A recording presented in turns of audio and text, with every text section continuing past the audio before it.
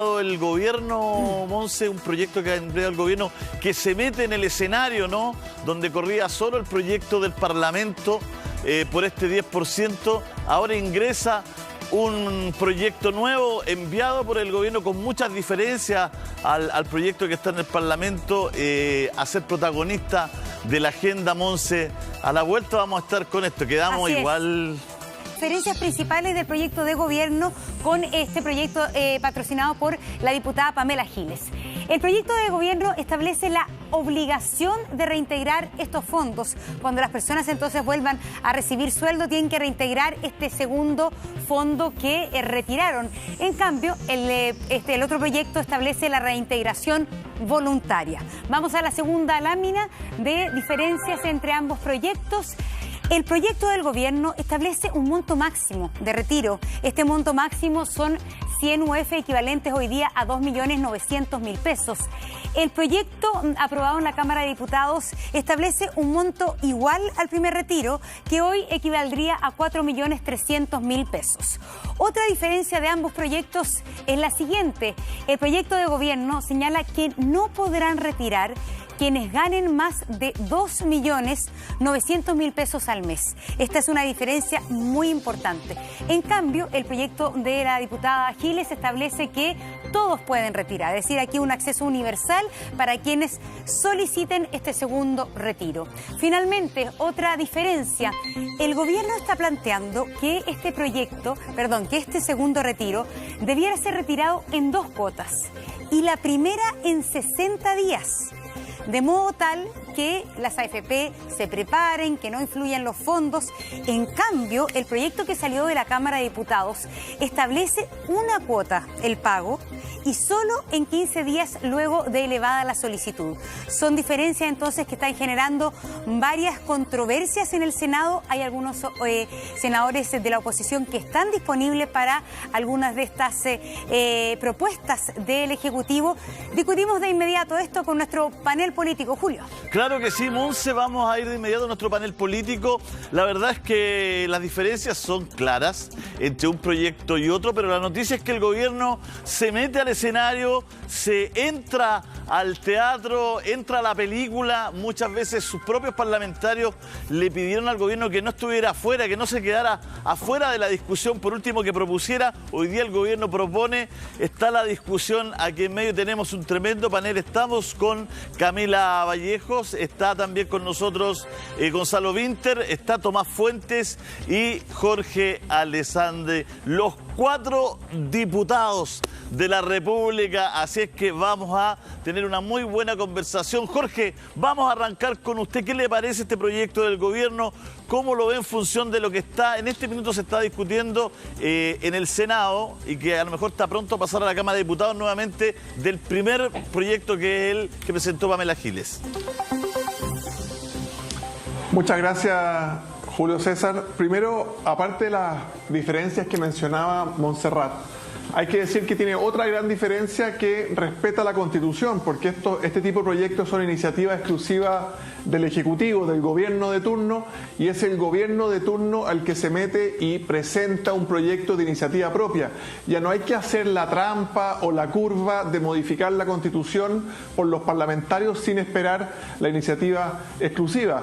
Creo que sigue siendo una mala política pública que los chilenos tengan que salir a rascarse con sus propios ahorros del trabajo en una crisis de este tipo. Yo planteé hace algunos días que fuera el Estado el que se endeudara y pudiera ayudar a las personas. Por lo tanto, creo que es bueno que el gobierno se haya involucrado, pero a mi juicio sigue siendo una mala política pública. Y lo que trata de hacer el gobierno es minimizar el daño, que solamente lo saquen las personas que han perdido la pega, que ganan menos de 3 millones de pesos, que tuvieron una reducción en sus ingresos, que realmente necesitan la plata. La indicación de la devolución voluntaria del proyecto de Pamela Giles es de mi autoría. La persona que quería podía devolver la plata. Este proyecto del gobierno obliga a devolver la plata, no para hinchar ni molestar, sino que para asegurar que llegues al momento de la jubilación con tu plata. ¿Usted está de acuerdo de la obligatoriedad de la devolución de la plata? A pesar de Evidentemente que que sí, y es solamente si tienes contrato. Obviamente que si no tienes pega, nadie puede obligarte a lo imposible. Perdón, una pequeña pregunta, diputado. ¿Y si uno no se paga la plata a sí mismo, entra DICO? ¿Qué le pasa? Si no me pago a mí mismo la plata, ¿qué me pasa a mí mismo? ¿Me mando a la cárcel solo? ¿Me demando? Porque es mi plata, digamos. En realidad la responsabilidad es para tu empleador, así que no es una cosa de que uno tiene que pagarla. El empleador automáticamente, igual que te descuenta para las cotizaciones y para la salud, te va a tener que descontar un poco más, por lo tanto la plata nunca va a pasar por ti y va a ir directo a tu fondo de AFP. O sea, digamos que va a tener que negociar el empleador con uno, o eso ya va a estar en el proyecto, ¿cuánto le va a sacar del sueldo? Porque no es lo mismo para alguien que gana 350 lucas que para alguien que gana 5 palos. Claro, le van a sacar el 12%, por ejemplo, para completar lo que... Claro, exacto. En el proyecto mío de la devolución voluntaria te subía la cotización de 10 a 5%. En el proyecto del gobierno no sé cómo viene, pero evidentemente es un porcentaje de tu sueldo, por lo tanto si ganas mucho o poco, se va a ir adaptando al monto de tu sueldo. Está por definir. A ver, Tomás Fuentes, una pregunta. Acaba de decir el diputado Jorge Alessandri de Gobierno, dice, esta es una mala política pública. ¿Por qué el Estado no se endeuda más? ¿Por qué el Estado no se endeuda más? Tomás Fuentes, entonces, tenemos que ir a la pausa. La respuesta a la vuelta de la pausa, Camila Vallejo. Andamos súper apurados de tiempo en el día de hoy, lamentablemente, y es por eso que le pedimos de verdad poder de síntesis a Tomás, que habla bien largo. Tomás, así que y lo decía, ¿por qué el Estado no se endeuda más? Lo dice Jorge Alessandri del propio oficialismo. ¿Usted tiene la misma pregunta? ¿Cree que el Estado debía endeudarse más, ponerse con más plata en vez de haber tenido que recurrir a este segundo retiro? Ya, respondo en breve. Monse, ¿el Estado se puede seguir endeudando? Sí, sí se puede. El caso argentino. Hoy día vamos a pagar 4 veces en intereses en millones de dólares lo que pagábamos hace 10 años. El punto es, ¿cuál es el punto de retorno de seguir endeudándome para no quedarme hipotecado tantos años? Respecto al proyecto, que es la pregunta inicial, yo no estoy de acuerdo por 3 motivos. Primero, porque ante una crisis y ante una emergencia, uno sabe que lo más importante son los primeros auxilios, son las medidas inmediatas. Entonces creo que tiene 3 grandes errores. El primero, llega tarde. Después de 20 días de haber estado legislándose en el Congreso y estando en la etapa final, no puede llegar, está offside, el proyecto ya llegó muy tarde, siendo el gobierno que tenía la posibilidad de hacerlo antes. 2, es porque deja fuera a toda la gente que percibe sobre 2,9 millones. O sea, el que quiere reabrir la ferretería, la panadería, el restaurante, perdió con ese proyecto, y eso yo creo que esa clase media que no ha sido ayudada, hoy día es fundamental ayudarla para que reactiven su ingreso mensual. Y tercero, y termino, porque como llega tan tarde, yo creo que ya al haber tenido 130 votos a favor en la Cámara de Diputados y va a tener gran apoyo también en el Senado, creo que es riesgoso, confunde y da incertidumbre a esta etapa tardía de la tramitación del proyecto original. ¿Cómo lo dice Monse? ¿Bien? Muy bien y corto. Camila Vallejo, por favor, nuestra dama presente. Estás muteada, Camila. Ay, sí, perdón. Sí, no, gracias, Monse. Decía, yo creo que el proyecto del gobierno, más que un resguardo, parece una amenaza a las y los trabajadores. No es muy claro, en esta cotización adicional puede ser infinito hasta que termine el periodo o hasta que llegue la jubilación. Termina siendo una especie de impuesto no para un sector, sino que para todos los trabajadores y trabajadoras que quieren hacer el retiro. Y yo creo que corresponde más bien a una estrategia política bastante añeja, como se hizo con las 40 horas, de querer imponer un proyecto paralelo que al final terminó muerto en el Congreso por falta de legitimidad. Pero en este caso, en una desigualdad, porque en este juego de poder sabemos que la reforma empujada por la diputada Pamela Giles requiere 2/3 para ser aprobada. En cambio, el proyecto del gobierno requiere un quórum más bajo. Entonces, evidentemente, para aquellos parlamentarios que estaban presionados por la ciudadanía a aprobar y que aprobaron, por ejemplo, en el caso de la Cámara de Diputados y Diputadas, la reforma en el Senado, no van a tener esa misma presión dado que tienen esta otra alternativa. Entonces, yo lamento esta especie como de jugarreta del gobierno de tratar de revivir la letra chica que en la Cámara de Diputados y Diputadas ya fue rechazada, en el Senado jugando con un quórum más bajo, que hace que este proyecto corra con mayor ventaja que la reforma constitucional. Gonzalo, para que todos tengamos la oportunidad, por lo menos en la primera ronda. Voy a ir tan corto como lo hizo Tomás, a quien le reconozco el cambio. A ver, que el Estado se endeude, ahora lo dicen los diputados de la UDI, y yo le quiero recordar a todo el mundo que hubo una época durante este año, tipo abril, mayo, junio, en que este programa se trataba de debatir sobre si el Estado se tenía que endeudar o no. Y desfilaban por acá parlamentarios y personeros del gobierno para decir que era una pésima idea que el Estado se endeude, porque no comprendían, y nos amenazaban con que si el Estado se endeudaba inmediatamente nos convertíamos en un país bananero, íbamos a estar todos obligados a comer arepas para siempre y nos convertimos en Venezuela ipso facto. ¿Por qué? ¿Cuál era el argumento que nosotros dábamos? Que el Estado se debía endeudar, no necesariamente como Venezuela o como Argentina, pero sí como Francia y Alemania, que fue la forma en que enfrentaron corajudamente la pandemia. Porque cuando en Chile no se endeuda el Estado en una situación crítica para las personas, son las familias las que se terminan endeudando por el Estado. Ahora, sobre por qué este proyecto no va a ser popular entre la gente y por qué yo creo que no es una buena idea. Nuevamente porque van a la lógica de la focalización del gasto. Justamente la forma en que ha fracasado el gobierno es focalizando toda la ayuda, y por dos razones en donde se equivocan. Uno, es que el gobierno y en general todas las ayudas del Estado, no solo de este gobierno, sino cómo se ha estructurado el subsidio, la lógica del subsidio en Chile, está pensado separando a los pobres de la clase media, por usar las palabras que todos ocupamos cotidianamente. Lamentablemente, lo que hay que informarle al gobierno es que en Chile la clase media también es pobre, porque realmente es de clase media en función de un endeudamiento que ya lo tiene hasta el cogote, antes de la pandemia e incluso antes del estallido, teniendo un montón de tarjetas de crédito y crédito hipotecario que no podía pagar. Por eso es que cuando la gente hace el registro social de hogares o lo actualiza, que se dio para el IFE, que se dio para el bono de clase media, etcétera, se sorprende y dice, me acabo de enterar que soy el 70% más rico. O cuando los comités de allegados tienen que postular a los subsidios y se dan cuenta que dos vecinos que se veían bien parecidos, por unas 20 lucas, uno se convierte en clase media. Eso no resulta. Y lo último es que la lógica con que está aplicada la idea de focalizar este gasto es una lógica de ayudas estatales, y esta no es una ayuda estatal. Llevan 40 años convenciéndonos de que este sistema es bueno porque la plata es de la gente. La gente se va a ayudar con su propia plata, por lo tanto la idea de focalizar el gasto no tiene ningún sentido. Yo quiero focalizar el gasto de mi dinero en mí mismo, por eso que creo que el segundo retiro va y va a ir sin peros. Sí, la pregunta que yo le quería hacer a Jorge... Perdón, Julio, ¿sí? Que los países de la OECD tienen un nivel de endeudamiento del 80%, y este gobierno puso un límite a la deuda de un 45%. Pero es que los países de la OECD, excepto México y todo, tienen, cuando pone el ejemplo de Alemania, Gonzalo, Camila, son países que tienen plata, son países ricos, que pueden de verdad de alguna manera responder en el tiempo a esto. Entonces, yo solamente le pregunto también a Camila, ¿cuánto va a afectar a el futuro gasto público este endeudamiento?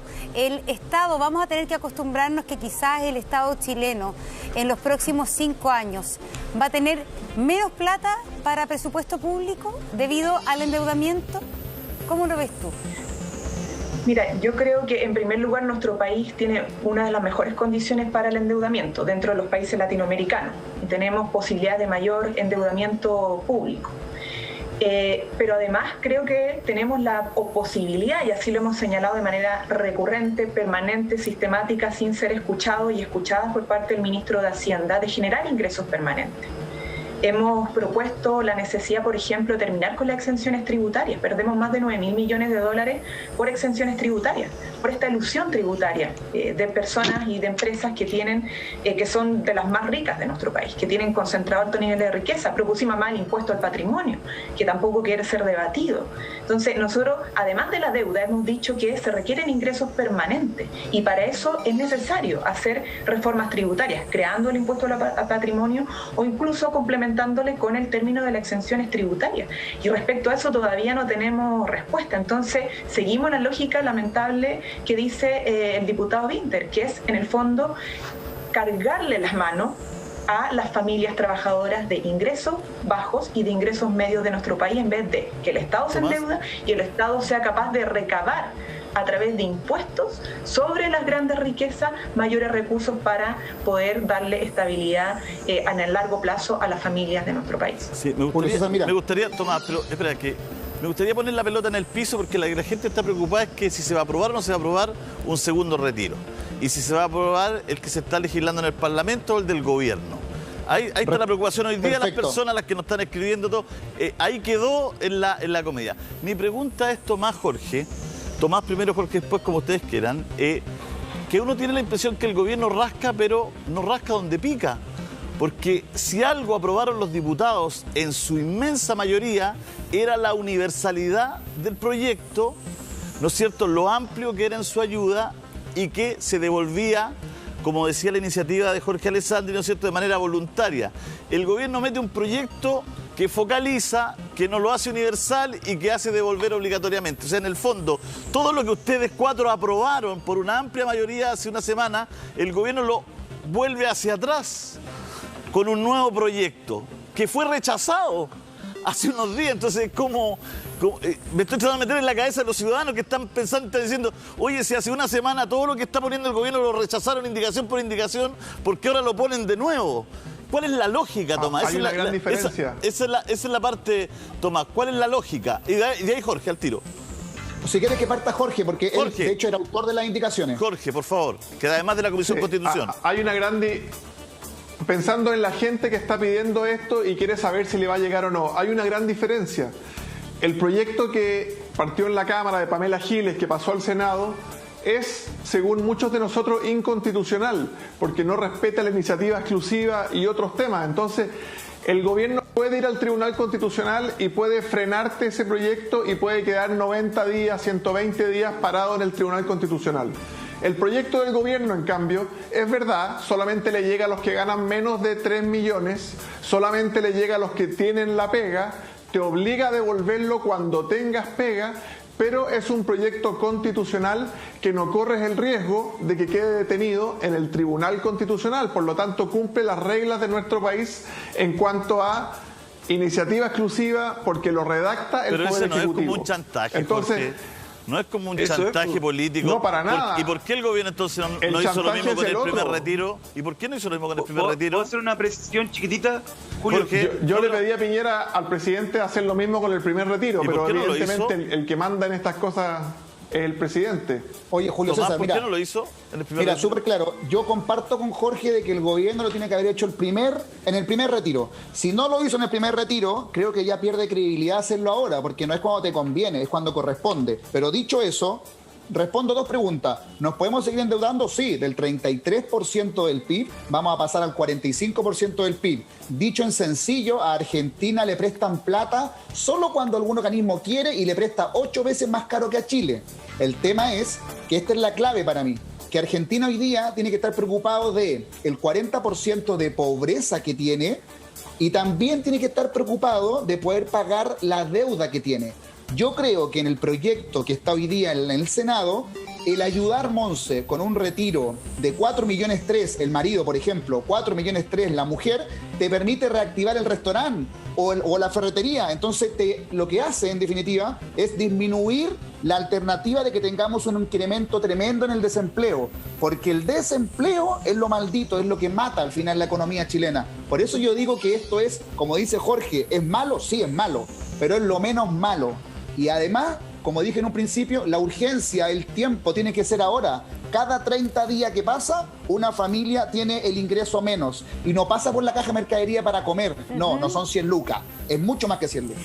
No creas, Gonzalo Winter, que es algo contra ti. Tenemos que ir a una pausa, pero ya tendrás...